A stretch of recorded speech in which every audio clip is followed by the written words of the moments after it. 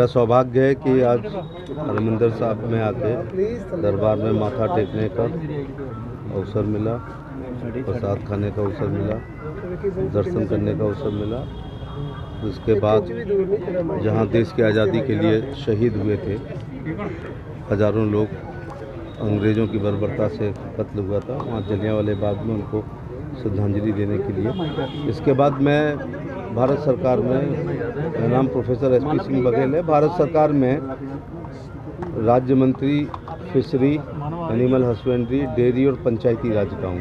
तो आज IIM में 10 राज्यों का पंचायती राज विभाग का एडवांस मैनेजमेंट लीडरशिप प्रोग्राम की ट्रेनिंग है, तो उसमें एज ए चीफ गेस्ट आया हूँ। क्योंकि वो कार्यक्रम है तो अमृतसर आएँ और मत्था ना टेकें, अमृतसर आएँ और जलियांवाले बाग ना जाएँ, और अमृतसर आएँ और बाघा बॉर्डर ना जाएँ, तो ये ऐसा हो ही नहीं सकता। मैं सभी सिख गुरुओं के चरणों में प्रणाम करना चाहूँगा। उनकी शहादत से, उनके बलिदान से, उनकी त्याग से, उनकी तपस्या से सनातन धर्म की रक्षा हुई है, और अब उनके परिवार के लोग, उनके राज्य के लोग, उनके समर्थक और संसद अनुयायी देश की भी रक्षा कर रहे हैं, सनातन के साथ साथ देश की भी। मौजूदा पंजाब के हालातों को कैसे देखते हैं? प्रेशर बढ़ रहा है, क्राइम बढ़ रहा है, लॉ एंड ऑर्डर की स्थिति बेहद खराब होती जा रही है। आम आदमी पार्टी झूठ बोल करके, सब्ज बाग दिखा करके, सपने दिखा करके वेलफेयर स्कीम इतनी ज़्यादा घोषित कर दी जितना बजट 5 साल में भी नहीं आएगा। ब्यूरोक्रेसी कंट्रोल से निकल गई है। हमारा काम तो छोड़ो, आम आदमी पार्टी के कार्यकर्ता का भी कोई काम नहीं हो रहा है। इतना ज़्यादा झूठ बोला है कि उसे पूरा करने में कई साल का बजट लग जाए तो भी कम है। इसलिए झूठ बोल करके सरकार बनाई गई है। ज़मीन पर जो वादे किए गए थे वो नहीं उतर रहे हैं। अब तो कई साल हो गए हैं सरकार को बने हुए।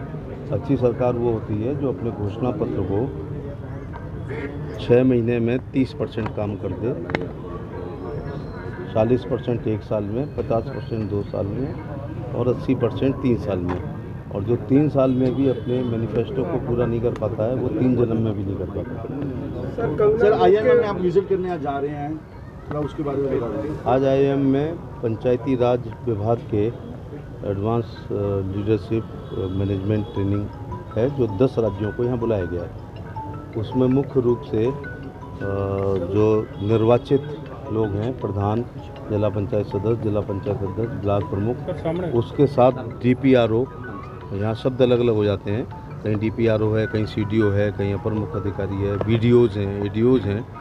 इनको बुला करके उनको एक ट्रेनिंग दी जाएगी कई दिन की, जिसमें कैसे बजट को पूरा करें, क्या क्या काम करने हैं, क्या मैंडेटरी काम है, कितने % मैंडेटरी पर, सैनिटरी पर और वाटर पर करना है, शेष कितने मदों में आप काम कर सकते हैं, कैसे आप अपना यूटिलाइजेशन सर्टिफिकेट देंगे, अगला बजट आपको कब मिलेगा, क्या गाइडलाइंस हैं, और कैसे हम ई-पंचायत बनाएं, कैसे पंचायत को ग्राम स्वराज करें, उसके बारे में अच्छे जो निर्वाचित प्रतिनिधि हैं उनका प्रशिक्षण रहेगा, जिससे वो अपने बजट को खर्च कर सकें, नॉर्म्स के अनुसार विकास कर सकें और अगली किस्त मांग सकें। और जो अच्छा करेंगे उनको प्रोत्साहित भी करेंगे। जिन्होंने अच्छा किया था उनको 14 अगस्त को दिल्ली में बुला करके हम लोगों ने उनका सम्मान किया, और 15 अगस्त के लाल किले पर पंचायत के निर्वाचित अच्छे प्रधान, मुखिया, सरपंच, ब्लॉक प्रमुख, जिला पंचायत अध्यक्ष को लाल किले में विशिष्ट अतिथि के रूप में हमारे विभाग में बुलाया था। सर, पंजाब में 1 साल पहले बाढ़ आए थे, अब तक 1 साल में पंजाब सरकार कंपनसेशन नहीं दे पाई है। तो ये तो पंजाब सरकार से पूछना चाहिए ना कि आप कंपनसेशन क्यों नहीं दे रहे हैं। ये फेडरल सिस्टम ऑफ इंडिया कई मामले में बहुत अच्छा है, कई मामलों में जनता का नुकसान होता है, क्योंकि ये बाढ़ में पैसा देना ये स्टेट का सब्जेक्ट है। अक्सर पंजाब सरकार कहती है कि केंद्र हमारा फंड रोक लेती है। हर विपक्षी पार्टी अपने लापरवाही को, अपनी अयोग्यता को, अपने कुकर्मों को छिपाने के लिए सेंट्रल की पाले में बॉल को फेंक देती है। लेकिन हम कभी नहीं कहते हैं कि राज्य सरकार, तो राज्य सरकार अपने यहाँ संविधान में बहुत साफ लिखा गया है, ये राज्य के विषय हैं, ये केंद्र के विषय हैं, ये कंकरन सूची है, समवर्ती सूची है, जो दोनों के काम है। पंजाब सरकार नशा को रोकने के लिए फेल हो चुकी है। पंजाब सरकार में जो नशा को रोकने के लिए पंजाब में फेल हो चुकी है। नौजवान आए दिन नशा के लिए अपनी जान गंवा रहे हैं। लड़के भी नशा करेंगे। इस मामले में मुझे ये कहना है कि जो धरती गुरुओं की रही, संतों की रही, फ़कीरों की रही, सिख धर्म के 10 गुरु जिन्होंने सबसे ज़्यादा अगर मना किसी काम के लिए किया है तो उन्होंने नशे को मना किया है, सिगरेट को मना किया है, टोबैको को मना किया है। और उस राज्य में अगर वो हो तो ये बहुत हमारे लिए दुर्भाग्य की बात नहीं है, देश के लिए दुर्भाग्य। एक समय जब पंजाब में इंडिया की हॉकी टीम देखता था तो 7 खिलाड़ी पंजाब से हुआ करते थे। ये पंजाब एथलीट्स का था, ये पंजाब फौजियों का था। CRP, PSF, ITBP, army, air force, navy में एक बड़ी संख्या, राज्य छोटा है लेकिन फौजियों की संख्या बहुत बड़ी। पैशन है बच्चों का, भर्ती देखनी है, तो नशा उनको पढ़ाई से भी रोकेगा, स्वास्थ्य खराब करेगा।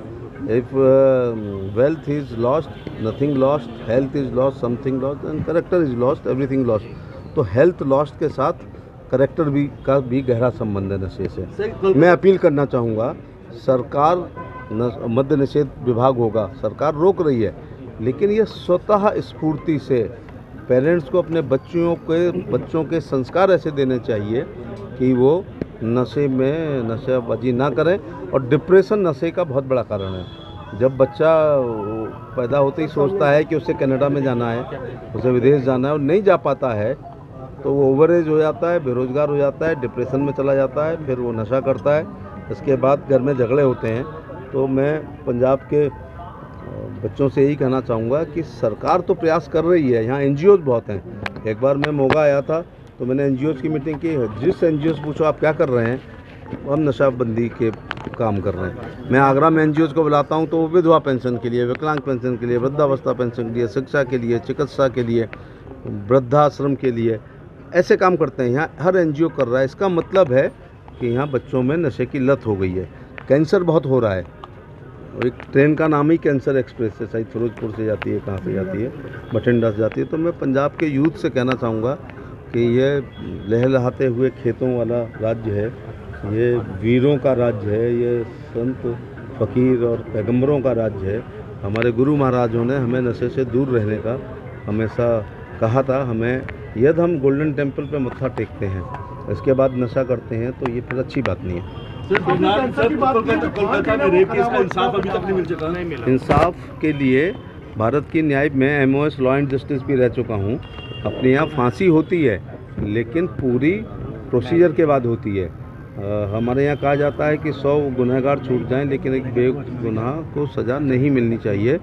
CBI पर आपको विश्वास करना चाहिए। CBI के पास इन्वेस्टिगेशन है। उस कॉलेज के पूर्व प्रिंसिपल को गिरफ्तार कर लिया गया है, इंट्रोगेशन चल रहा है, पॉलीग्राफ टेस्ट हो रहा है, लाइट डिटेक्टर की ज़रूरत होगी तो वो करेंगे।